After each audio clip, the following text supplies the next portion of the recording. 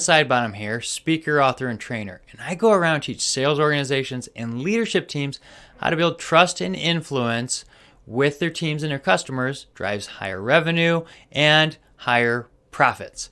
Today, let's talk about travel budgets and vacation budgets. That's right. What does that look like? Why do we need them? What's a good resource? And figure this all out. So what's going on?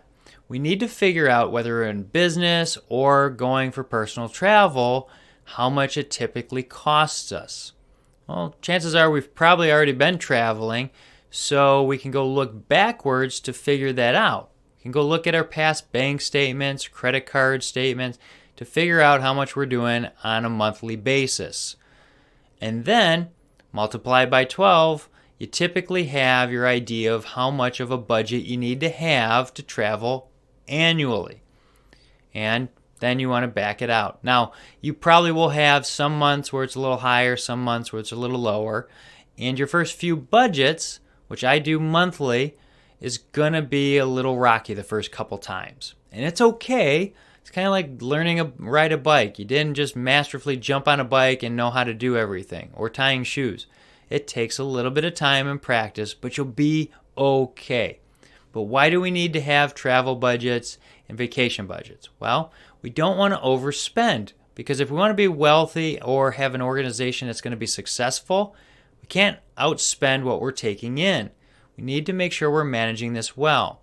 And now the study from Ramsey's Solutions that studied, thousands of wealthy millionaires. 99% of them, they didn't inherit their money. They actually used budgets. So you're well on your way, especially when you're planning your travel budgets and your vacation budgets, to make sure that you're going to be successful. Okay? So what all goes into your travel budget and your vacation budget? Well, you have transportation, how you're going to get there, your room and board, your meals, any excursions you want to have, whatever it is, you need to line item all those things out there. So you know how much you typically spend. You can start creating your budget, and then you're going to line item everything out that you want to do on your vacation or whatever it looks like. And depending on how far you're traveling and where you're traveling to, it's going to probably cost you a little bit more. I highly suggest going and looking, especially when you're traveling for vacation, where it's not a business retreat. Go out there and figure out what the best times, the shoulder months are to travel. So when I travel to Florida, for example, when we go down there, we actually look at the dates to see what the travel is going to do. So when I look at it, typically from September to May, when all the snowbirds rush in and clog up all the streets down there, well, it's going to be more expensive to travel there. It's supply and demand, not as many hotels, not as many rentals.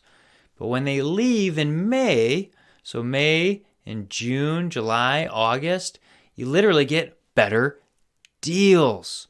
And yeah, it's a little warmer, but you're going down to Florida anyways for the warmth, so who cares, because you're going to be in, shorts and flip-flops hanging out on the beach. So let's go figure out what all we're going to spend, what it's going to cost us typically, and then let's make our budgets to how we're going to do that.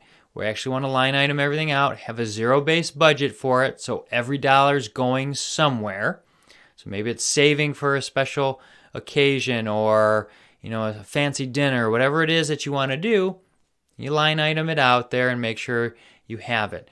Now, we want to have our dollar values. We want to make sure that we're not overspending what we're trying to do, but we want to list all these things out there. Now, I highly recommend studying the areas of where you're going and ask some of the people that have been there what they would do. When I did my trip to Alaska, I did probably 3 months of planning, and I had a good budget. And when I went there, hit everything on budget, and it was a fantastic experience. Problem is, if you have something that's extraneous and all of a sudden you have thousands of extra dollars, well, now you're in trouble. But if you have a buffer fund in there, like another line item that says, well, if something happens, I have a little extra money, great. You can actually not worry as much, and you have less worry. It's kind of like doing your monthly budget. You want to have an emergency fund, because emergencies happen. You might have to go to the ER, or your rental car gets hit. You want to have all these little extra things in there lined item out and then plan for it. Because if you have a plan, you're going to be successful. It's kind of like if you aim at nothing, you'll hit it every time. But if you want to hit something, you got to make plans on how you're going to hit it. If I want six-pack abs, I'm not eating tons of donuts.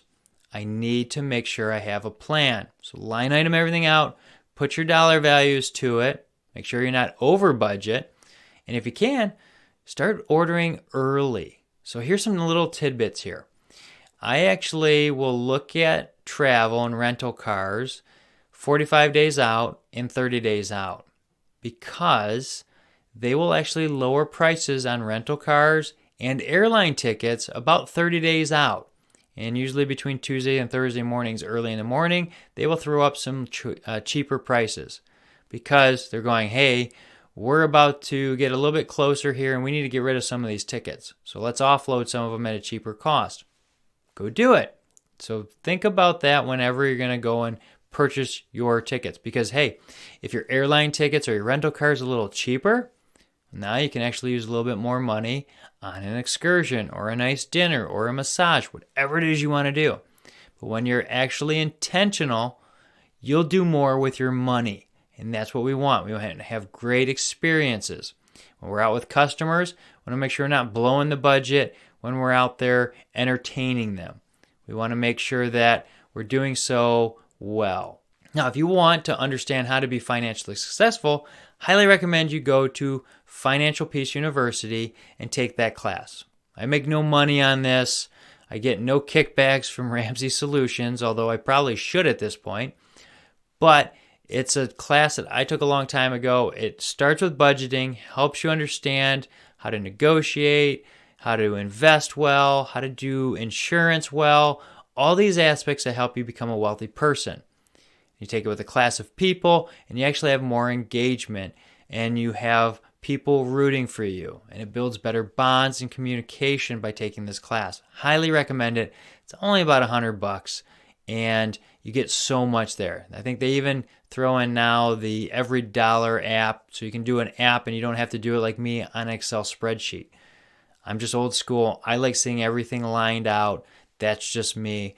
And I still use cash, so I actually use an Excel spreadsheet. But you can use whatever you want for a budgeting app or a piece of paper, whatever it is. But make sure you're intentional on that, and you'll be a success. Okay? Well, if you like this video, hit like, subscribe, share it with somebody that might help. If you have any questions or would like a copy of my Excel spreadsheet, be glad to send it to you. Just reach out. All right? See you next time.